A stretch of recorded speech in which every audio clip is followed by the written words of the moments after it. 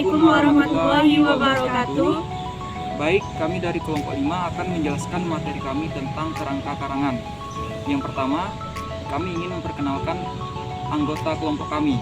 Kenalkan, nama saya Tantri Areta dari Prodi Ekonomi Syariah kelas 1B. Perkenalkan, nama saya Fazli Purwa dari Prodi Ekonomi Syariah kelas 1B.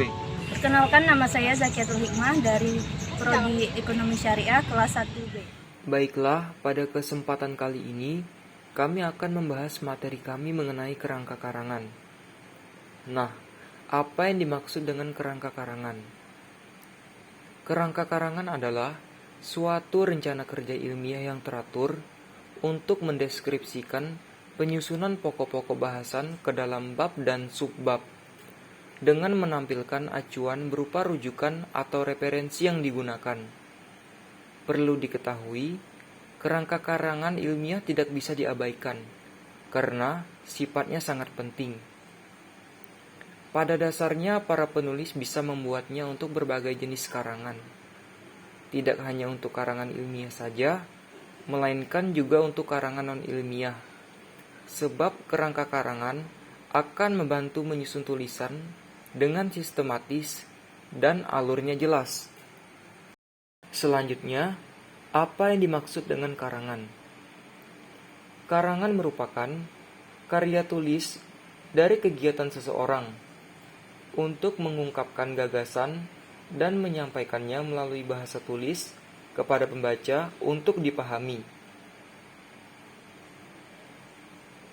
5 jenis karangan yang umum dijumpai dalam keseharian adalah narasi, deskripsi, argumentasi, dan persuasi.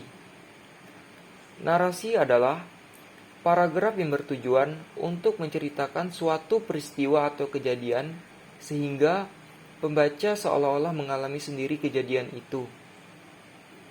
Deskripsi adalah paragraf yang menggambarkan sebuah objek dengan tujuan agar pembaca merasa seolah-olah melihat sendiri objek yang digambarkan itu.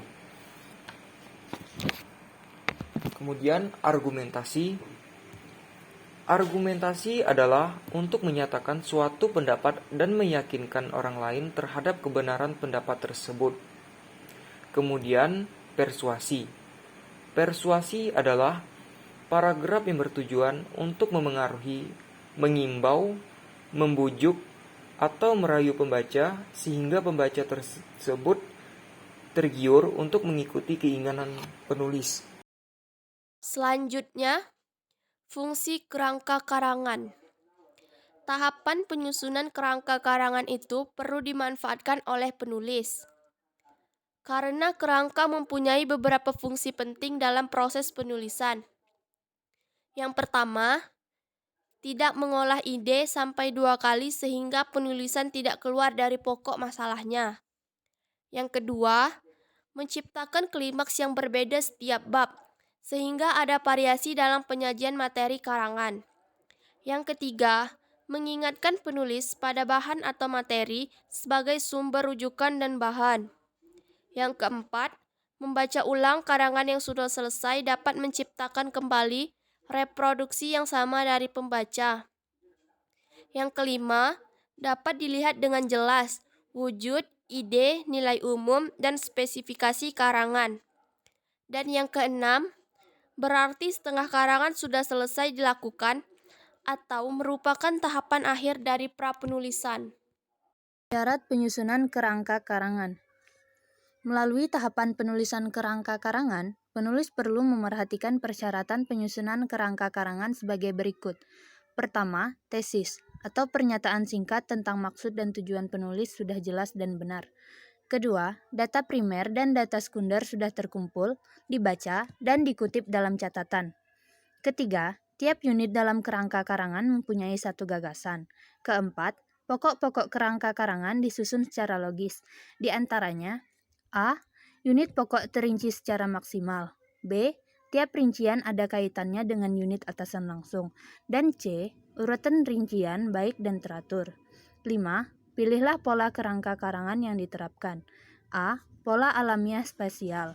B. Pola alamiah kronologis. Dan C. Pola alamiah topik yang ada. 6. Pola logis yang digunakan. 7. Pasangan simbol disusun secara taat asas dengan menggunakan sistem A. Sistem lekuk, B. Sistem lurus, dan C. Sistem gabungan. Baik, mungkin itu saja penjelasan dari kelompok kami tentang materi kerangka karangan. Lebih dan kurang kami mohon maaf. Wassalamualaikum warahmatullahi wabarakatuh.